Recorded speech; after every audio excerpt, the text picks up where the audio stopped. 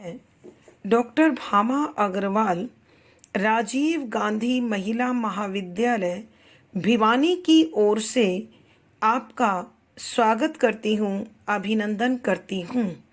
आइए हम अपने सत्र के अध्ययन को आरंभ करने से पूर्व माँ सरस्वती की चरण वंदना करते हुए गुरुजनों को सादर नमन कर माता पिता के त्याग और सपनों को हृदय में धारण कर बीएससी द्वितीय वर्ष के तृतीय सत्र का अध्ययन आरंभ करते हैं।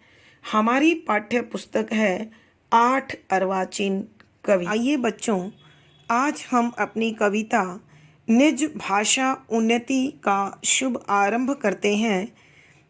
पद संख्या 1। निज भाषा उन्नति अहे, सब उन्नति को मूल, बिन निज भाषा ज्ञान के मिटत न हिय को सूल। प्रस्तुत पद हमारी हिंदी की पाठ्य पुस्तक 8 अर्वाचीन कवि में संकलित भारतेंदु हरिश्चंद्र द्वारा रचित निज भाषा उन्नति नामक कविता से लिया गया। संदर्भ: यह कविता हिंदी की उन्नति विषय पर दिए गए भाषण से अवतरित हुई है और इस कविता के माध्यम से कवि ने प्रत्येक भारतवासी का मूल कर्तव्य कि अपनी मातृभाषा के विकास को समर्पित होना चाहिए का उद्घाटन करने की कोशिश की है। उन्होंने हिंदी के महत्व पर प्रकाश डालते हुए कहा है, निज अपनी खुद की भाषा बोली, उन्नति विकास अहे निहित है, समाया हुआ है, सब प्रकार की उन्नतियों का मूल आधार, बिन बिना निज अपनी भाषा बोली ज्ञान जानकारी के मिटता ना नहीं हिय हृदय सूल पीड़ा। सरलार्थ में कवि कहते हैं कि जब तक मनुष्य अपनी भाषा को नहीं सीखता है और उसे व्यवहार में नहीं लाता है, तब तक उसका विकास, उसका उत्थान, उसका सम्मान संभव नहीं है। क्योंकि अपनी ही भाषा में सभी उन्नतियां समाई हुई हैं।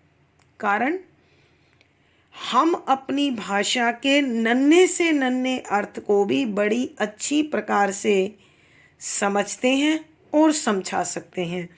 इसलिए यदि मनुष्य सर्वांगीण विकास करना चाहता है तो उसे हमेशा अपनी ही बोली को, अपनी ही भाषा को आधार बनाना चाहिए। जब तक मनुष्य अपनी भाषा को पूर्ण रूप से नहीं समझता है, अच्छी प्रकार से समझ में नहीं लाता है, तब तक उसके मन का दर्द समाप्त नहीं हो सकता। क्योंकि वह अपने भावों के सूक्ष्मता को, गहराई को और व्यापकता को समझा नहीं सकता। विश्व का इतिहास इस बात का साक्षी है कि हम यदि किसी भी विकसित देश को, सम्मानित देश को देखना चाहते हैं तो हम पाएंगे कि वहाँ के लोग अपनी ही भाषा में व्यवहार करते हुए मिलेंगे। अतः यदि भारत भी विकसित होना चाहता है तो भारतवासियों को सबसे पहले हिंदी के प्रति मान और सम्मान अपनी दृष्टि में उत्पन्न करना होगा। कवि के कहने का भावार्थ यह है कि अपनी भाषा के बिना मनुष्य को न तृप्ति होती है और न ही उसे विकास मिलता है। यहाँ कवि ने मनुष्य के सर्वांगीण विकास के लिए उसका अपनी भाषा का पूर्ण ज्ञान प्राप्त किए होना अत्यंत आवश्यक माना है। शुद्ध साहित्यिक खड़ी बोली का प्रयोग है, शांत रस है, प्रसाद गुण है, दोहा छंद का प्रयोग हुआ है, गेय शैली है। यहाँ अनुप्रास, संदेश और काव्य लिंग अलंकार का सटीक प्रयोग है। पद संख्या 2। अंग्रेजी पढ़ के यद्यपि सब गुण होत प्रवीण, पै निज भाषा ज्ञान बिन रहत हीन के हीन। प्रसंग पूर्ववत। संदर्भ: यहाँ कवि ने हिंदी के उत्थान के प्रति अपने मन में सच्ची भावना पैदा करने की प्रेरणा देते हुए कहा है कि चाहे अंग्रेजी आज अंतर्राष्ट्रीय पहचान प्राप्त कर चुकी है और मनुष्य अंग्रेजी को पढ़कर कितना ही मान सम्मान, कितना ही ज्ञान विज्ञान और गुणों को प्राप्त कर ले, लेकिन जब तक उसे अपनी भाषा का ज्ञान प्राप्त नहीं होगा तब तक उसे वो सम्मान कभी नहीं मिलेगा जिसका वो वास्तविक हकदार है। वह अपनी भाषा को सीखे बिना, समझे बिना, प्रयोग में लाए बिना हमेशा कमज़ोर ही रहेगा, हीन ही रहेगा। अर्थात कवि के कहने का भावार्थ यह है कि अपनी भाषा के ज्ञान के बिना मनुष्य न तो राष्ट्रीय गौरव का कारण बन सकता है और न ही व्यक्तिगत उत्थान का। कवि के कहने का भावार्थ यह है कि मनुष्य को चाहिए कि वह अपनी भाषा के प्रति समर्पित हो, एक निष्ठ होकर उसे सीखे और सिखाए। विशेष कवि ने मातृभाषा के प्रति अपने मन में सच्ची भावना पैदा करने की प्रेरणा दी है। शुद्ध साहित्यिक खड़ी बोली के साथ साथ ब्रज भाषा के शब्दों का भी पर्याप्त मात्रा में प्रयोग हुआ है। शांत रस है, प्रसाद गुण है, अभिधा शब्द शक्ति है, दोहा छंद है, गेय शैली है, अनुप्रास, काव्यलिंग, संदेश आदि अलंकारों का सुंदर सटीक प्रयोग हुआ है। दोहा संख्या 3। उन्नति पूरी हो तबई, जब घर उन्नति होए, निज शरीर उन्नति किए, रहत मूड सब कोय। प्रसंग पूर्ववत है। संदर्भ: यहाँ कवि हिंदी को राष्ट्रभाषा बनाने हेतु प्रयासरत हैं और वो चाहते हैं कि यदि मनुष्य अपना और राष्ट्र का गौरव बढ़ाना चाहता है तो उसे हिंदी अवश्य सीखनी होगी। सरलार्थ: उन्नति विकास पूरी संपूर्ण है तब ही उसी समय जब जिस समय घर संपूर्ण घर की उन्नति होए होती है। यानी मनुष्य का विकास केवल तभी संभव है जब वह अपने पूरे घर को विकसित करे। कहने का अभिप्राय यह है कि मनुष्य चाहे अपने आप को प्रतिष्ठित करने के लिए कितनी ही कोशिश क्यों ना कर ले, जब तक वो सर्वांगीण विकास प्राप्त नहीं करेगा उसका विकास अधूरा ही रहेगा, एक पक्षीय ही रहेगा, एक तरफा ही रहेगा। निज अपना शरीर उन्नति विकसित किए करके रहता है, मूढ़ मूर्ख सब कोई हर कोई।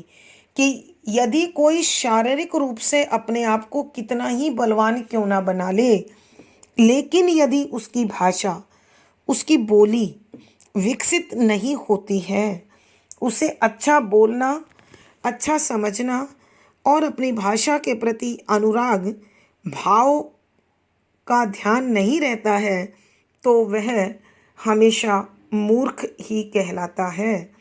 कवि के कहने का भावार्थ यह है कि यदि मनुष्य अपना सम्मान चाहता है तो उसे सर्वांगीण विकास हेतु अपनी भाषा, अपनी शरीर, बुद्धि, आत्मा आदि सभी को विकसित करना होगा और इस सब विकास का आधार केवल और केवल मनुष्य की अपनी भाषा बन सकती है। इस बात का कवि ने पुरजोर समर्थन किया है। विशेष कवि ने हिंदी भाषा को राष्ट्रभाषा बनाने हेतु अनेक तर्क दिए हैं। शुद्ध साहित्यिक खड़ी बोली के साथ साथ ब्रज का प्रचुरता से प्रयोग हुआ है। शांत रस है, प्रसाद गुण है, अभिधा शब्द शक्ति है, दोहा छंद है, ये शैली है। यहाँ कवि ने उदाहरण, अनुप्रास, काव्यलिंग आदि अलंकारों का सुंदर सटीक प्रयोग किया है। दोहा संख्या 4। निज भाषा उन्नति बिना कभऊ न है सोए, लाख उपाय अनेक यों भले करो किन कोय। प्रसंग पूर्ववत। संदर्भ, यहाँ कवि वही कहना चाहते हैं कि यदि मनुष्य को अपना और राष्ट्र का गौरव बढ़ाना है तो उसे अपनी हिंदी भाषा को सीखना होगा, सिखाना होगा और प्रसारित करना होगा। इसी भाव को व्यक्त करते हुए कहते हैं, निज अपनी भाषा बोली उन्नति विकास बिना से रहित कबहू कभी भी ना नहीं है पहचान है सोए, सोए सोया रहता है। लाख अनेक, उपाय कोशिश, अनेकियों भिन्न भिन्न प्रकार से, भले करो किन कोय, कि चाहे कोई कितनी भी करे। अर्थात कवि कहते हैं कि मनुष्य अपनी भाषा के ज्ञान के बिना चाहे कोई कितना भी कार्य कर ले, लेकिन उस कार्य को सम्मान प्रतिष्ठा नहीं प्राप्त होती, वो सुप्त अवस्था में ही रहता है। चाहे कोई लाख जतन कर ले, लाखों कोशिश कर ले, लेकिन जब तक अपनी भाषा का विकास नहीं करेगा उसके मन की पीड़ा दूर नहीं होगी और ना ही उसे पूर्ण प्रतिष्ठा कभी प्राप्त हो पाएगी। अर्थात मनुष्य को सर्वांगीण विकास करने हेतु अपनी भाषा का अध्ययन करना अत्यंत आवश्यक है।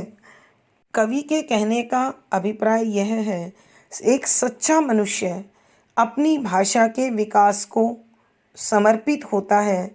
अपनी भाषा का अनुराग ही उसे ऊंचाइयों की चरम सीमा तक पहुंचा सकता है। विशेष अपनी भाषा के विकास पर कवि ने जोर दिया है। शुद्ध साहित्यिक खड़ी बोली में ब्रज भाषा के शब्दों का प्रचुरता से प्रयोग है। शांत रस है, प्रसाद गुण है, अभिधा शब्द शक्ति है, दोहा छंद है, गे शैली है। अलंकार देखिए बच्चों, वही अनुप्रास है, काव्यलिंग है और संदेश है। पद संख्या 5। इक भाषा इक जीव इक मति सब घर के लोग, तबई बनत है सबन सो मिटत मूढ़ता सोग। प्रसंग पूर्ववत रहेगा। संदर्भ, यहाँ कवि कहते हैं कि जब तक हम सब एकता के सूत्र में नहीं बंधेंगे, अर्थात मनुष्य एकजुट हों और उनकी कथनी और करनी में समरूपता हो, तभी घर का पूर्ण विकास संभव है। इन्हीं भावों को व्यक्त करते हुए कवि कहते हैं, सरलार्थ, इक एक भाषा बोली, एक जीव एक ही जीवन, एक मति एक ही बुद्धि, सब घर के लोग कि संपूर्ण परिवार के लोग जब एक ही भाषा बोलते हैं, इस जीवन के विकास में एक ही लक्ष्य रखते हैं और सबका दिमाग अर्थात बुद्धि एक ही दिशा में बहती है, तभी वो घर संगठित होकर एकता के साथ विकास के पथ पर चढ़ता है। तभी उसी समय बनत बनता है, सबन सो सबके लिए, मिटत मिटता है, मूढ़ता मूर्खता, सोग दुख पीड़ा, कि जब सारे परिवार के लोग एक भाषा बोलते हैं, एकता के सूत्र में बंधते हैं, एक जैसे विचार रखते हैं, तभी पूरे परिवार के लोगों की मूर्खता का जो दर्द है, जो पीड़ा है, जो कष्ट है, वो समाप्त होता है और संपूर्ण परिवार को सामाजिक, राष्ट्रीय और व्यक्तिगत प्रतिष्ठा प्राप्त होती है, सम्मान प्राप्त होता है। कवि के कहने का भावार्थ यह है कि जिस प्रकार परिवार के उत्थान में पूरे पारिवारिक सदस्यों का संगठन जरूरी है, उसी प्रकार राष्ट्र के विकास के लिए उसकी अपनी एक भाषा हो, लोगों में एकता का भाव हो, एक दूसरे के प्रति सबका हृदय संवेदनशील हो, तभी राष्ट्र ऊंचाइयों को प्राप्त करता है। विशेष यहाँ कवि ने हिंदी भाषा को राष्ट्रभाषा के रूप में प्रतिष्ठा दिलाने हेतु प्रयास किया है।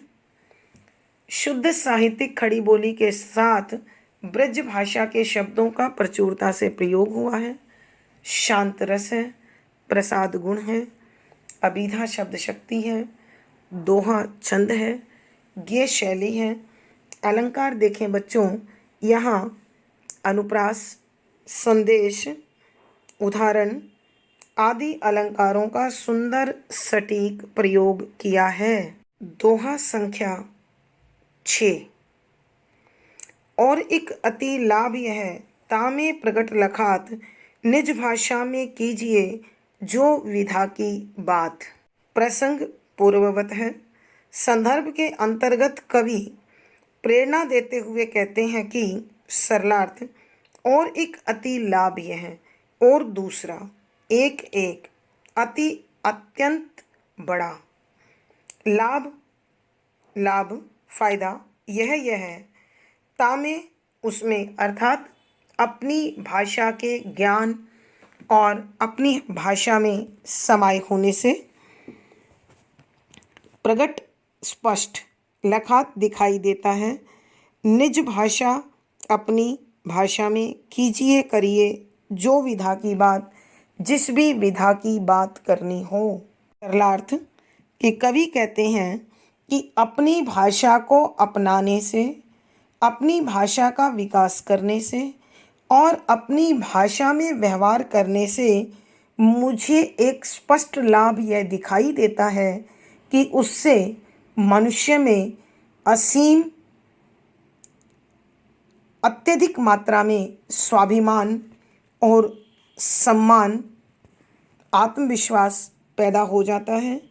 इस आत्मविश्वास को पैदा करने के लिए अपनी ही भाषा में व्यवहार कीजिए जो विधा की बात, कि तुम्हें चाहे किसी भी विधा में बात करनी हो, अर्थात जीवन के किसी भी पथ पर आगे बढ़ना हो, चाहे वो साहित्य हो, व्यापार हो, ज्ञान विज्ञान हो, धर्म हो, कोई भी विधा हो, हमें हर विधा में अपनी ही भाषा को व्यवहार में लाना चाहिए, उसी में हर प्रकार के कार्य पूर्ण करने चाहिए। जब हम ऐसा करेंगे तो निश्चित रूप से हमारा कार्य अत्यंत सुंदर रूप में स्थापित होगा, उसका परिणाम अत्यंत शुभ और सुखदायी होगा।